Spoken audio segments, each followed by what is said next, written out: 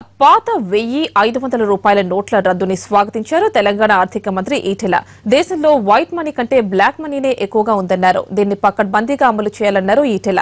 మళ్లీ నల్లధనాన్ని దాచుకునే ఛాన్స్ ఇవ్వకుండా చూడాలంటున్న ఈటెలతో మా ప్రతినిధి ప్రవీణ్ ఫేస్ టు ఫేస్. 500,000 రూపాయల కరెన్సీ నోట్లని రద్దు చేస్తూ కేంద్ర ప్రభుత్వం సంచలనాత్మకమైన నిర్ణయం తీసుకుంది. ఈ నేపథ్యం లోపల నిన్న అర్ధరాత్రి నుండి ఈ నిర్ణయం అమల్లోకి వస్తుందని ప్రధాని ప్రకటించిన వెంటనే ప్రజలంతా ఏటీఎంల చుట్టూ మిగతా తమ డబ్బులని డిపాజిట్ చేసేందుకు డిపాజిట్ యంత్రాల చుట్టూ తిరగడం జరిగింది. ఇది ఒక సంచలనాత్మకమైన ప్రకటనగా భావిస్తున్న నేపథ్యం లోపల ప్రపంచమంతా అమెరికా అధ్యక్షుని ఎన్నికలు సరళి రిజల్ట్స్ వైపు దృష్టి పెట్టగా భారతదేశంలో మాత్రం ఇదే టాపిక్ హాట్ టాపిక్గా కొనసాగుతూ వస్తుంది. ఈ టాపిక్ పై మాట్లాడేందుకు తెలంగాణ ఆర్థిక మంత్రి ఈటెల రాజేందర్ ప్రస్తుతం మనతో పాటుగా ఉన్నారు. ఆయన ఏ విధంగా స్పందిస్తారు కేంద్ర నిర్ణయంపై తెలుసుకుందాం. చెప్పండి సార్, ఏదైతే సెంట్రల్ గవర్నమెంట్ తీసుకున్న నిర్ణయం ఉందో కేంద్ర ప్రభుత్వం, దీన్ని మీరు ఎట్లా అర్థం చేసుకుంటారు? ఈ దేశంలో సంపద సమస్త ప్రజానికానికి అన్నం పెట్టాలి. రాజ్యాంగ స్ఫూర్తి కూడా అదే. కానీ రాజ్యాంగ స్ఫూర్తికి విరుద్ధంగా సంపద కొద్దిమంది చేతిలో చిక్కి అశేష ప్రజానికానికి కన్నీళ్లు మిగిల్చింది. ఇవాళ వైట్ మనీ కంటే కూడా బ్లాక్ మనీ ఈ దేశ ఆర్థిక వ్యవస్థను శాసించే స్థాయికి ఎదిగింది. ఇవాళ ఇక్కడ మాత్రమే కాకుండా విదేశాల్లో ఉన్నటువంటి బ్యాంకులలో కూడా అక్రమంగా దాచుకున్న సొమ్ము భారతదేశంలో ఉన్నటువంటి కుబేరులతో ఎక్కువని లెక్కలు వచ్చినాయి. ఇలాంటి గంభీరమైన సందర్భంలో మరొకసారి ఆర్థిక వ్యవస్థని ప్రజల పరం చేయాలంటే, ప్రజల సమస్యల పరిష్కారంలో ఈ ఆర్థిక వ్యవస్థ నడవాలంటే ఇవాళ ఇలాంటి చర్యలు తప్పకుండా అవసరమని మేము భావిస్తూ ఉన్నాం. ఈ నిర్ణయం ఒక మంచి నిర్ణయంగా మేము భావిస్తూ ఉన్నాం. ఈ నిర్ణయం అమలు జరిగే సందర్భంలో పేదలకు ఎక్కడ కూడా ఇబ్బంది రాకుండా ఉండే పద్ధతిలో, న్యాయానికి ఎక్కడ కూడా ఇబ్బంది కలగకుండా ఉండే పద్ధతిలో అమలు జరగాలనేది ఒకటి. రెండవది, ఈ నిర్ణయం తర్వాత ఇతర దేశాల నుంచి వచ్చినటువంటి కరెన్సీ ఉగ్రవాద కార్యకలాపాలకు ఉపయోగపడే పద్ధతి కానీ, లేదా ఈ కరెన్సీ మళ్ళీ ఇంకో రూపంలో మళ్ళీ దాచుకోవడానికి అవకాశం వచ్చే పద్ధతి కానీ తావు లేకుండా ఉండే పద్ధతిలో ఇది పకడ్బందీగా అమలు చేయాలని చెప్పి మాత్రం మేము కోరుకుంటా ఉన్నాం. ఏది ఏమైనప్పటికీ కూడా ఇలాంటి సంస్కరణలు రాబోయే కాలం కూడా జరగాల్సిన శక్తి ఉన్నది. ఇది ఒకసారితో అయిపోద్దని భావించట్లేదు.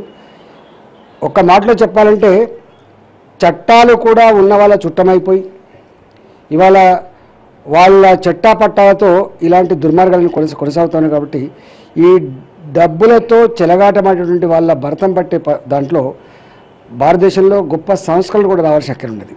ఈ బ్లాక్ మనీ సంపాదించకుండా ఉండే పద్ధతిలో రేపటి పనుల విధానం కానీ రేపటి పద్ధతులు కానీ రావాల్సిన శక్తి ఉందని నేను భావిస్తా ఉన్నా.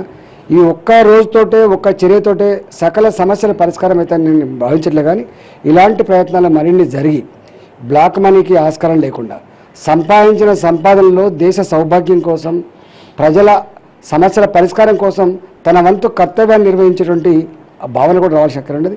కేవలం చట్టాలు మాత్రమే సమస్యలు పరిష్కరిస్తారని భావించట్లేదు.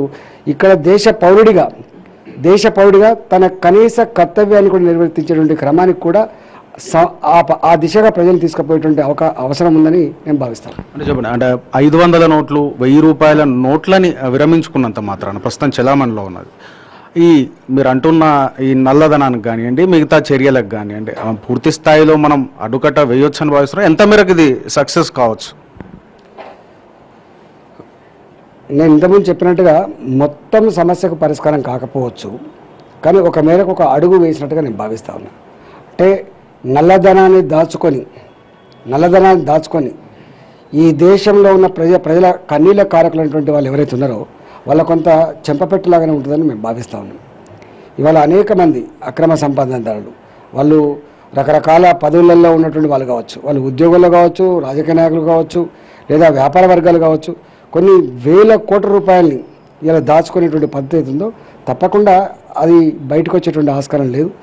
ఇంకో రూపంలో ఎంత వైట్ చేసుకోవాలని ప్రయత్నం చేసినా కూడా అవకాశం లేదు. మొన్నటి వరకు ఇచ్చింది అవకాశం. 65,000 కోట్ల రూపాయల సంపద బయటకు వచ్చింది. అందులో ప్రధానంగా హైదరాబాద్ నుంచి ఎక్కువ వచ్చింది. కాబట్టి ఇట్లాంటి చర్యలు ఇంకా కొన్ని జరిగితే తప్ప ఇది స్ట్రీమ్ లైన్ అవుతుందని భావిస్తాను. అంటే మేబీ కేంద్ర ప్రభుత్వం కరెన్సీ నిర్వహణ కానివ్వండి, ముద్రణ కానీ కేంద్ర ప్రభుత్వం చేతుల్లో, ఆర్బీఐ చేతుల్లో ఉన్నప్పటికీ ఈ కేంద్ర ప్రభుత్వం ఏదైతే ఈ ఆల్ ఆఫ్ సడన్గా తీసుకున్న నిర్ణయం ఏదైతే భావిస్తున్నామో దాని పట్ల సామాన్య ప్రజలు కొంత ఆందోళనకు వ్యక్తమవుతున్నారు. రాష్ట్ర ఆర్థిక మంత్రిగా మీరు వారికి ఎట్లాంటి భరోసా ఇవ్వబోతారో, వారికి మీరు ఇచ్చే సూచనలు ఏంటి? అసలు పేదోనికి ఏం కష్టమైద్దండి?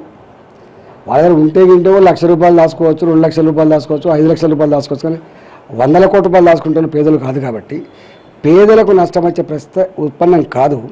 కానీ పేదల దగ్గర ఉన్నటువంటి ఆ కరెన్సీ ఏదైతే ఉందో ఈజీగా మార్పిడి చేసేటువంటి ప్రక్రియకు మాత్రం ప్రభుత్వం చొరవ చూపాలి, ఆ వెసులుబాటు కల్పించాలి, వాళ్ళకు ఆ సహాయ శాఖలు అందించాలి, వాళ్ళకి ఎడ్యుకేట్ చేయాల్సిన అక్కడైతే ఉన్నది.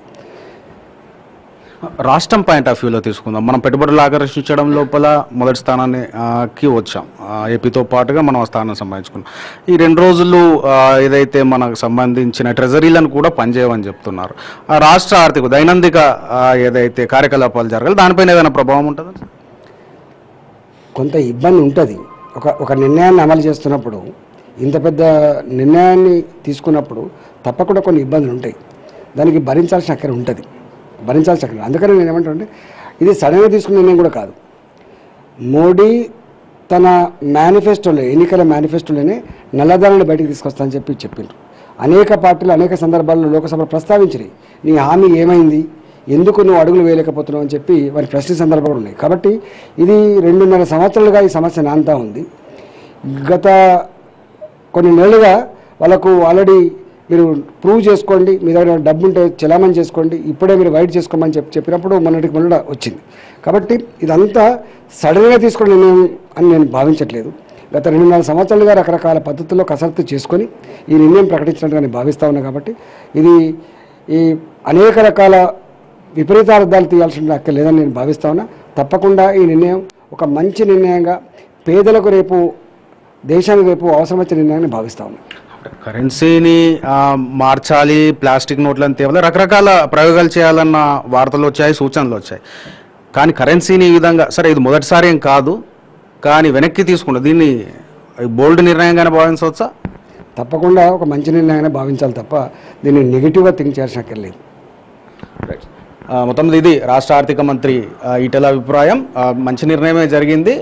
ఏదైతే దేశ ఆర్థిక వ్యవస్థకి ఇది చాలా రానున్న రోజుల లోపల మంచిగా పరిణమిస్తుందని ఆయన అంటున్నారు. విత్ కెమెరామెన్ కవితో ప్రవీణ్.